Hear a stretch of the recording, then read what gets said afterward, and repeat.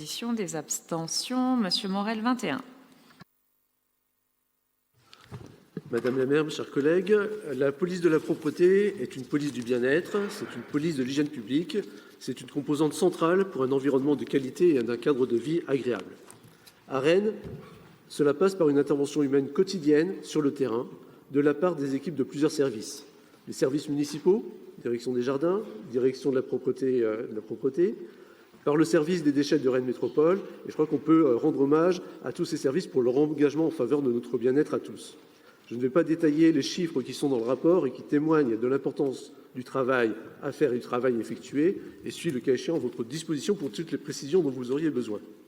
Mais la propreté est également de la responsabilité des bailleurs sociaux, des copropriétés, des propriétaires de bâtiments, qu'il s'agisse de leurs abords ou d'espaces privés ouverts au public. Je pense notamment à un certain nombre de centres commerciaux à Rennes.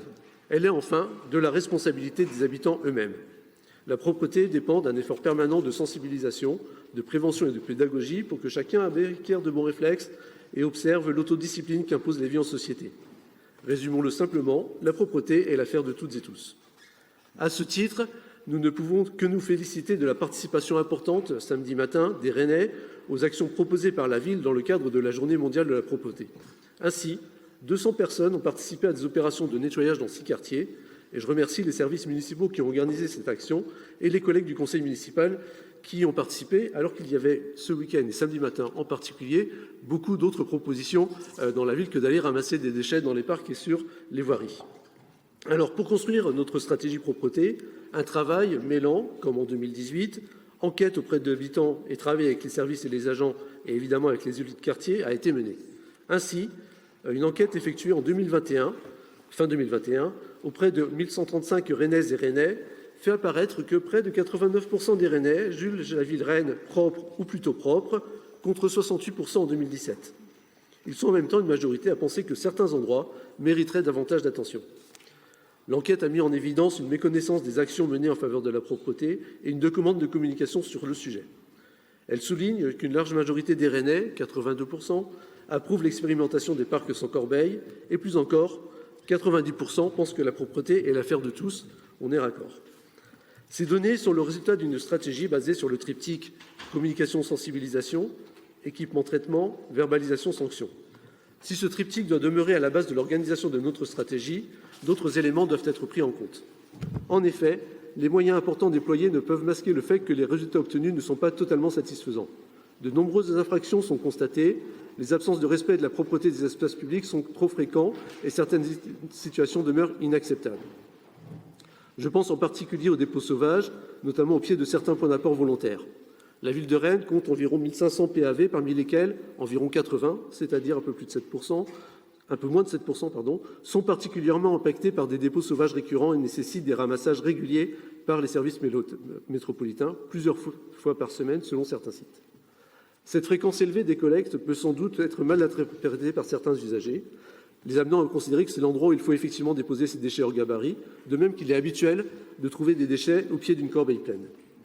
Et donc, sur les zones à forte densité de population et dans des zones commerçantes, il est prévu de poursuivre le déploiement de points d'apport volontaires qui pourront accueillir des sacs de 100 litres et de nouvelles bornes à carton seront également installées.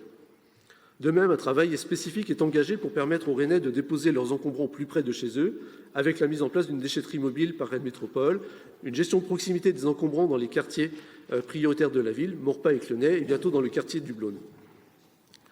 La possibilité d'aider les personnes à transporter les encombrants de chez elles à la déchetterie mobile, avec des jeunes du quartier, est à l'étude. Mais il est important de ne pas laisser faire sans réagir, et les dépôts sauvages entraînent une recherche systématique des auteurs et plusieurs centaines de verbalisations chaque année, 633 en 2021, plus de 400 depuis le début de l'année, qui font chaque fois l'objet d'un courrier aux contrevenants.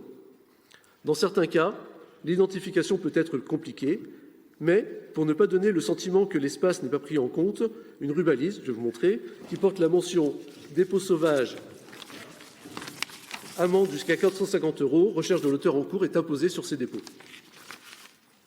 Par ailleurs, comme toutes les politiques publiques, la propreté doit prendre en compte l'impératif de transition écologique. Dans un contexte de tension sur la ressource en eau et d'alerte sécheresse, je rappelle, d'une part, que depuis plusieurs années, l'eau utilisée pour le nettoyage des rues est essentiellement de l'eau recyclée, provenant notamment des piscines publiques, et que les lessiveuses utilisent très peu d'eau. D'autre part, cet été, son usage a été limité pour les fins de marché, notamment de manière assez évidente pour le nettoyage des étals de poissons et pour les salissures malodorantes sur l'espace public. Mais il va sans dire que des comportements plus adaptés des habitants iront dans le sens d'une moindre consommation d'eau pour les opérations de nettoyage et donc d'une transition écologique plus rapide et efficace.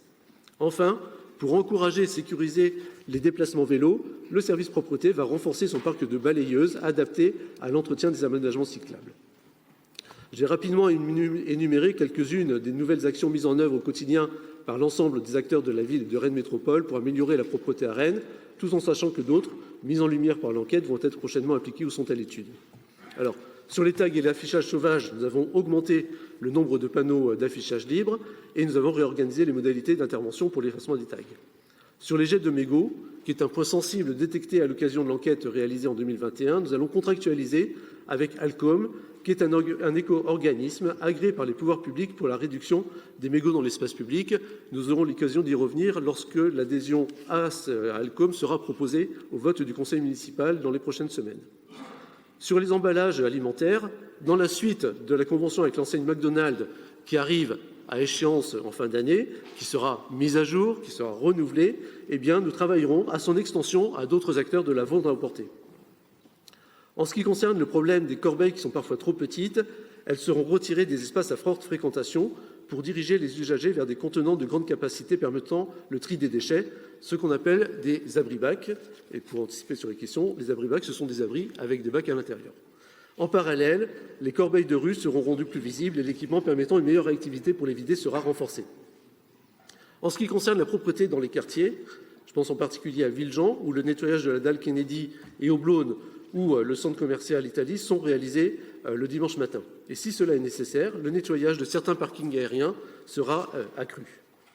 Comme je le disais, la politique de propreté concerne de multiples acteurs et la coopération avec les bailleurs sera renforcée pour informer les locataires du fonctionnement de la gestion des déchets et mieux coordonner le travail de chacun en pied d'immeuble. Bien évidemment, les interventions auprès des scolaires, l'accompagnement des actions citoyennes avec la distribution tout au long de l'année de kits contenant des pinces, des balances et des gilets haute visibilité seront poursuivis. Et bien évidemment, l'année prochaine, nous renouvellerons pour la 4e année, donc l'année prochaine, la Journée mondiale de la propreté. Enfin, et je termine sur la question de la verbalisation dont le nombre a augmenté ces dernières années avec le confortement de l'équipe de surveillance propreté. La création d'une brigade anti-incivilité en septembre 2023 permettra de renforcer la lutte contre les dépôts sauvages, les mixtions, les jets de mégots, les déjections canines et le nourrissage des animaux. De plus, des actions ciblées seront également mises en place avec la police municipale pour permettre la collecte systématique des déchets sans être empêchée par le stationnement sauvage. Et il est également prévu que cette équipe puisse intervenir sur les fins de marché alimentaires. Je vous remercie. Merci. Y a-t-il des interventions sur ce rapport ? Monsieur Compagnon. Quelle surprise.